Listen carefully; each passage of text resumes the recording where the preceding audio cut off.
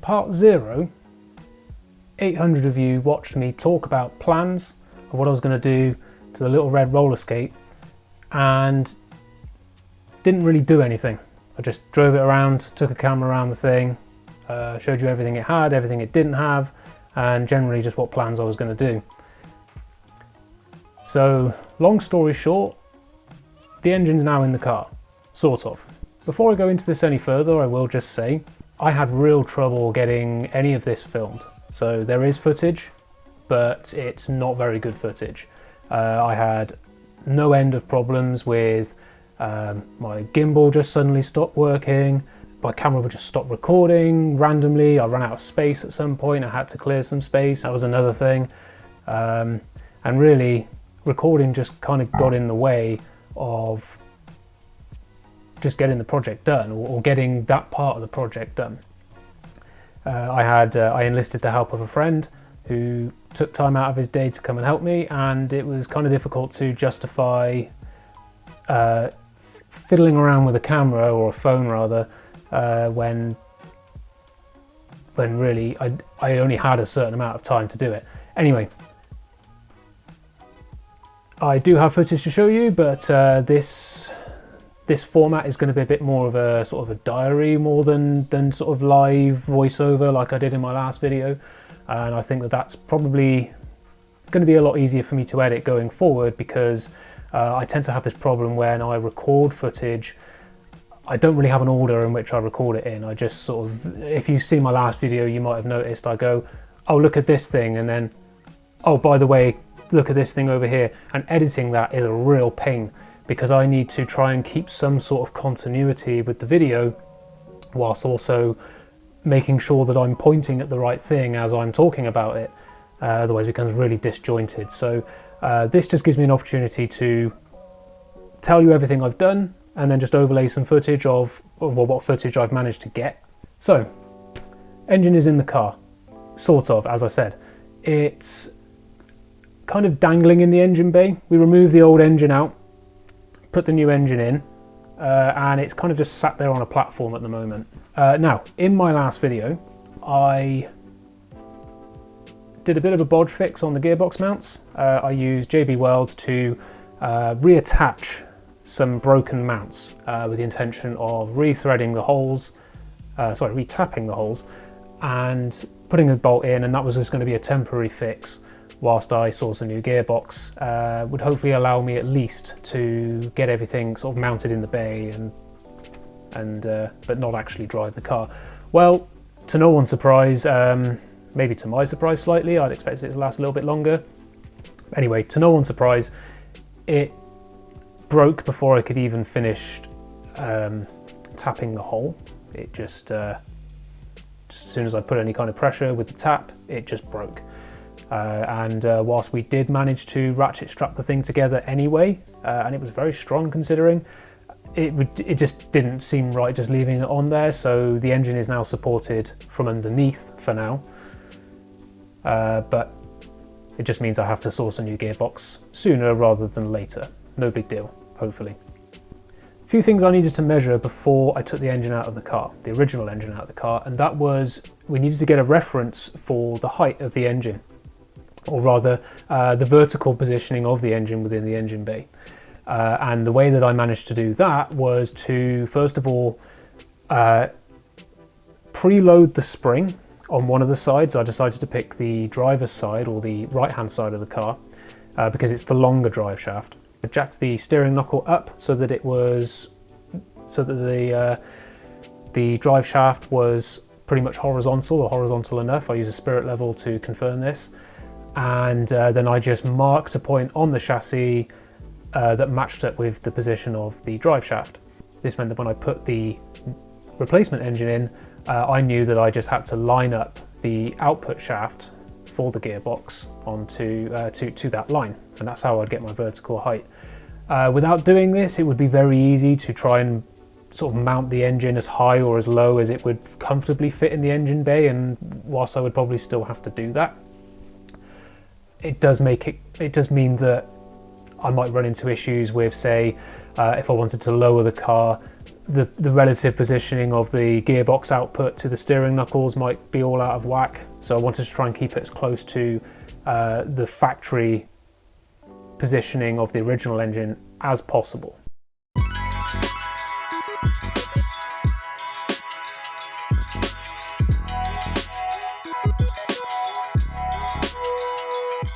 Right, so removal of the CG10. Not a particularly difficult process. This was one of the problems I had with the filming. I had a camera mounted up high and I had some nice time-lapse footage of us removing the engine, but I unfortunately ran out of space before you could actually see the engine come out. And removal took about 45 minutes, and that was really just us poking around and removing things with no real method to what we were doing. But eventually the engine came out, we stuck it on an engine stand, put the gearbox in storage. Rough installation of the 1.8 turbo was pretty much the reversal of removal.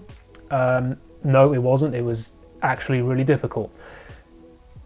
The main problem we had, aside from the fact that the engine is physically bigger than the CG10 that it replaces, is just all the stuff that's hanging off that engine. We eventually had to remove most of the ancillaries apart from the alternator that's still on there, power steering pump, air conditioning compressor, which was going to stay out of the car anyway.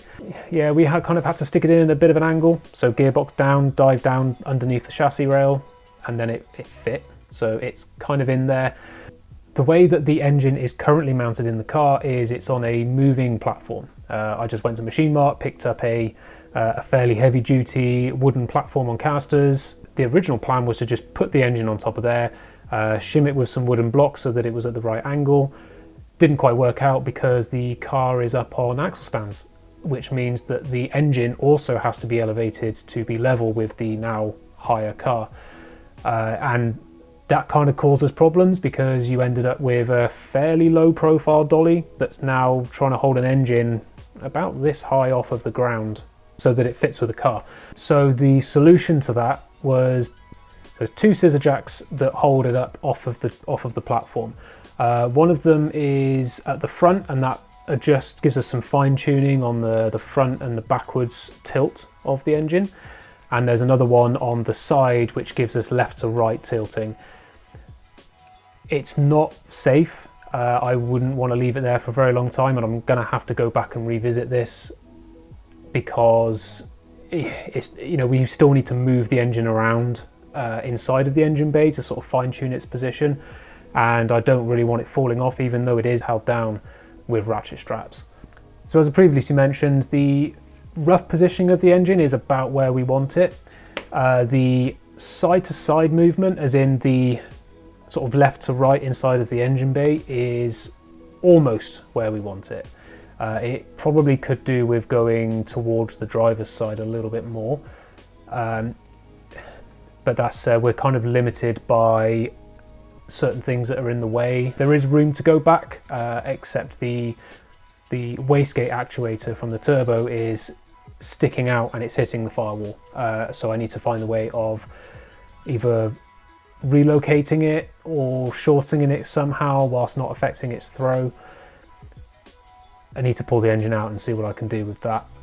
In terms of the angle and the pitch, side to side movement, we used the inlet manifold as a level, so that was a reference point that we took from an engine that was inside of a car that it comes from factory.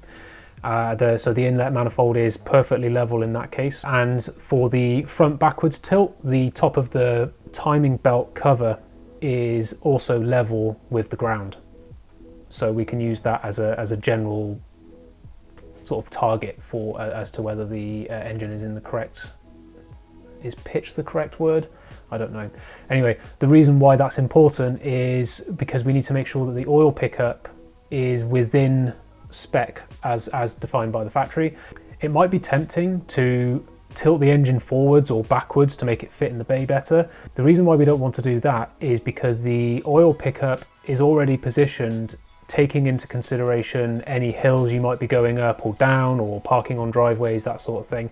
If you mount it too far forward, then it means that when you go down a hill, your engine is tilted way further forward than it would be as the factory designed it, as Volkswagen would have designed it. We also need to consider how the oil drains back down into the oil pan. So there is some consideration that may need to be taken there. I might not need to worry about that. I've seen people put these things inside of transporters, and they clearly don't care about that because those things lean like a smooth criminal. So generally speaking, angle and pitch, they're all fine. Quite happy with those. It's just I just need to move the engine back a little bit towards the firewall by about 2 centimeters or an inch roughly. And I need to move it towards the driver's side or to the right, as if you're sat in the car, by about another 2 centimeters because there is a bit of room, but I'm probably going to hit the master cylinder, so I'm probably going to have to relocate that after all, which is a real shame. As it sits right now, it doesn't hit it. I could leave it where it is. With the engine in the bay at the moment, the only thing that it hits is the shifter, the shift tower, the gear selector. I can't select all gears with it in its current position, and this is because the gearbox mount is in the way. The whole thing does have to move back by about 2 centimeters, so that might give us some clearance. If I move the engine towards the driver's side another 2 centimeters, then that's definitely going to give us the clearance we need, and I don't need to make any changes to the chassis, which is what we want. What that will cause a problem with is the brake master cylinder. So as it's currently positioned, it doesn't hit the brake master cylinder. It sits maybe about a centimeter away from it, and it's very close to hitting the reservoir, which wouldn't be a problem because we could just relocate the res, no problem. But you can't really relocate the cylinder itself, really, not without some serious work. So we're going to have to think about potential options there. The wastegate actuator is stopping us from moving the engine back any further anyway, so we can't do anything until we sort that problem out. The only other clearance problem we have potentially is the inlet manifold where the throttle comes out. It's very close to the slam panel. In its current position, without being moved backwards, it would definitely hit that, and we'd either have to cut away at the slam panel, or we'd need to make a very sharp bend into the throttle body, which is not something I really want to do. So my options there are to either do that. The other option is to get a manifold from a different version of this engine where the throttle body is on the other side. It's towards the passenger side. That would hopefully give me a bit more clearance. Maybe not, I wouldn't know unless I have the manifold with me. So we'll have to see. Drive shafts then. As I've said a few times, the engine needs to go back a little bit further, and the only reason it needs to go back further is because the drive shafts are too far forward. If I left the engine where it is at the moment, then it would mean that the drive shafts would not only have to move up and down with suspension travel, but they'd also have to kick back towards the steering knuckles, because they would be further back than the gearbox is. That would put a bit of extra wear on the CVs, having to move in 2 different directions at a greater extreme than they normally would. Again, maybe I'm overthinking this. It might not be a problem, but it also might be a problem. So I'm trying to remove as many variables as I possibly can so that everything kind of goes a bit more smoothly for me. So it's usually best to try and work these things out now rather than wishing I'd done it earlier. When I measured the angle and the tilt of the engine, I also measured its relative position inside of the engine bay, which is a Seat Leon. What I did there was I took a reference point. I measured the center of the car, so I just took measurement between the shock towers, find the difference between that measurement, and then I used a hard reference on the top of the valve cover. Valve cover on the 180 is really uneven. There's lots of slopes and lumps and things on it, so I had to use the oil cap. So I used the center of the oil cap and then measured that distance to the center line of the car marked on the scuttle panel, and that distance was 20.5 centimeters, 205 millimeters. So I knew that I needed to make that mark line up with the center on the Micra. That's actually impossible. Even if I was to move the engine the 2 centimeters that I have room for, I would still be out by 2 centimeters. And I don't think there's really a way to make it fit the way I want it to, or at least the way that Volkswagen would have fit it from the factory. So it is going to sit slightly towards the passenger side. The degree in which it does is really up to how much effort I want to put into moving things around. I'm going to have to do a little bit more thinking about that. What I do have to consider are the drive shafts. Now, the passenger side drive shaft is already shorter than the driver's side. They're unequal length drive shafts, and that in itself isn't the best scenario.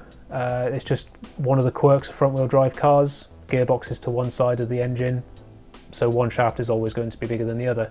And I feel that by having the engine too close to the passenger side, that smaller drive shaft is going to be even smaller compared to the longer drive shaft. So I kind of don't want to make it too unbalanced, or any more unbalanced than it normally is. I also need to consider that the closer the gearbox is to the steering knuckle, because it's shorter, the angle is going to be a little bit more extreme, which is going to put a little bit more pressure on the CVs. Okay, so with the engine roughly in place, I can sort of start to think about how I'm going to mount the engine to the chassis properly. I've already thought about this in principle, and really the obvious way to do it is just a cotton reel mount on a plate, which then is reinforced with a spine. That's for the driver's side, engine side mount. And kind of have, if you follow me on Instagram, you will have already seen this. It's kind of bent up a little bit now, but there's the cotton reel mount that would attach to the chassis here, and then we just have a flat plate with two screws, two holes that would mount to the engine itself, and then just this reinforcing spine. Probably be a bit more over-engineered than this, made out of some pretty thick steel, maybe 5mm, I don't know, but that's how that would work. For the gearbox mount, we are probably just going to use something that goes over the existing tabs, the ones that are broken on my gearbox. So we're just going to use something that goes over the top of those, bolts through, and then there'll be another cotton reel mount that connects to the factory mount there. For front and rear mounting, I've already kind of explained this. In my first video, I was kind of optimistic and I thought that maybe we'd be able to use the existing front rear cross member. That's not going to work, and the reason why it's not going to work is because the CG10 engine has the exhaust on the front. The exhaust goes down the front of the engine and it goes through a sort of a gap in the sump. The sump is offset in its size, so there's a deep end and there's a shallow end, and the exhaust along with the front rear cross member passes through that shallow end. The 1.8 turbo that I'm putting in doesn't have that. The oil pan is uniform in its width. So, and also with the increased height of the engine, one of those is just not going to fit. So I'm going to have to kind of do what Volkswagen, Audi would have done from the factory, and just have a stabilizer mount on the front, which connects to the factory cross member, and also a stabilizer mount at the back. I'm going to let past me explain this because he drew a diagram and it goes through in a little bit more detail than my terrible explanation. Right, you'll have to excuse the crude drawing, but I probably figured it best if I explain with the diagram. So you have the front wheel here with the suspension, and it attaches to the top here, and then you also have a chassis leg that runs alongside here, and the engine and the gearbox attached to that. But there is also a cross member that would run along side here and then tie into the back, like here, it ties in there. And the engine would be supported here and supported there. So if I draw the engine, it would sort of sit like that, and there'd be a bracket there and a bigger bracket there, I guess. And then it also ties in here where the chassis rail would normally be, or where it is rather. So I can't run this, right? Because the bottom of the engine is too low. So I kind of have to make a bracket that will tie in here and just sort of connects like that. And then I'll also have to do the same like this. The bridge that would normally be between the front and the rear of the car, or the engine bay rather, would no longer exists, the engine would become that bridge, but it would be solidly mounted. It's not really, they're not really there to provide any support for weight. That's mostly the job for the side mounts. More to do with stopping the engine from rocking backwards and forwards as you put torque through the drivetrain. Nevertheless, if Nissan put one in there for a 54 horsepower Micra, then I don't see why it would be wise to not include this for something that makes 3 times the power and weighs probably twice, if not 3 times as much. So front, sorry, that's the front. Front will attach to the cross member, which will need to be strengthened, repaired and strengthened, so that it doesn't rot again. And then the rear will just use the existing pickup point and make a bracket. Bracket won't be quite that long, just I didn't draw it properly. If you do follow me on Instagram, thank you very much. If you don't, you can find me down below here. If you want to see part 0, which is just me rambling on for about 25 minutes talking about the car and what I'm going to do, then go make yourself a drink and watch that. If you want to watch me blow some holes in some steel, oh yeah, I blew a hole right through that. Watch that if you want. Anyway, that's pretty much all I have to say. I will hopefully have another update for you very soon. So thank you very much for watching, and I will see you next time.